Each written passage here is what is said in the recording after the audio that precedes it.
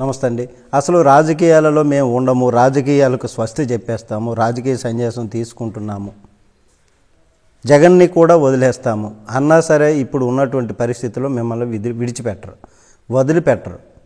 వదిలేయండి బాబు అన్నా కానీ మిమ్మల్ని వదిలిపెట్టరు. ఇప్పుడు తాజా అరెస్టులు చూస్తుంటే విషయం తేటతెల్లం కావస్తుంది. 2024 ఎన్నికలు పూర్తయిన తర్వాత పేర్ని నాని మాట్లాడుతున్నారు, అంబటి రాంబాబు మాట్లాడుతున్నారు, రోజా మాట్లాడుతున్నారు. ఈ నాయకులందరూ కూడా మాట్లాడుతున్నారు. కానీ వల్లభనేని వంశీ మాట్లాడలేదు. కొడాలి నాని కూడా వంశీ అరెస్టు తర్వాతనే మొన్న మాట్లాడారు.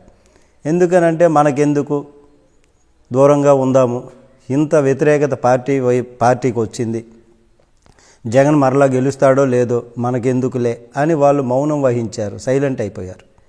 అయితే వల్లభనేని వంశీని అరెస్ట్ చేయడం వలన రాజకీయాల నుంచి తప్పుకున్నా కానీ, జగన్ని విడిచిపెట్టినా కానీ, శాంతం సైలెంట్ అయినా కానీ మిమ్మల్ని విడిచేది లేదు అన్నటువంటి సంకేతం ఇచ్చారు. ఇప్పుడు పైగా కావాలని జైల్లో ఉన్నటువంటి వంశీకి ట్రీట్మెంట్ రూపంలో మరుగుదొడ్ల నుంచి ప్రతి చోట ఇబ్బందులు పెట్టేటటువంటి పరిస్థితి. ఇది రెండో కోణం. అలానే పోసాని కృష్ణమురళి వైఎస్ఆర్ కాంగ్రెస్ పార్టీ అధికారంలో ఉన్న సమయంలో పదవిలో కూడా ఉన్నారు ఆయన. అప్పుడు ఏమైనా మాట్లాడేవారు.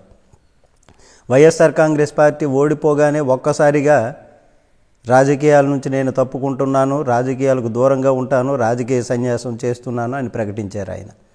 అలా ఆయన వైసీపీకి, జగన్మోహన్ రెడ్డికి దూరం అయ్యారు.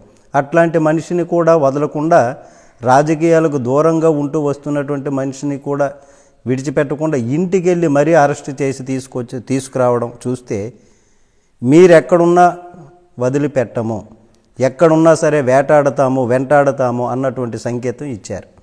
కాబట్టి ఇప్పుడు వైఎస్ఆర్ కాంగ్రెస్ పార్టీ నాయకులు తేల్చుకోవాల్సింది ఏమిటి? పర్లేదులే, తర్వాత జగన్ గెలుస్తాడు, అప్పుడు చూద్దాం, అంతవరకు ఎక్కడో ఉందాము, రాజకీయాలకు దూరంగా ఉన్నట్లుందాము అంటే కుదరదన్నట్లుగా ఇప్పుడు సంకేతాలు ఇస్తున్నటువంటి పరిస్థితి. రెడ్ బుక్ రాజ్యాంగం అమలు అవుతున్నటువంటి పరిస్థితి. ఎక్కడున్నా వదలరు. రెడ్ బుక్ రాజ్యాంగం అమలు అన్నటువంటిది ఇప్పుడు ఉంది. ఇప్పుడు వైఎస్ఆర్ కాంగ్రెస్ పార్టీ నాయకులు ముందున్నటువంటిది ఒకే ఒక్కటి, ఎవరికి వారు తమంత తాముగా వ్యక్తిగతంగా అరెస్టులు కావడము, లేదంటే పార్టీ కోసం కష్టపడి పని చేయటము అన్నది తేల్చుకోవాల్సినటువంటి పరిస్థితి. నమస్తే. దీనిపైన మీ కామెంట్ తెలియచేయండి.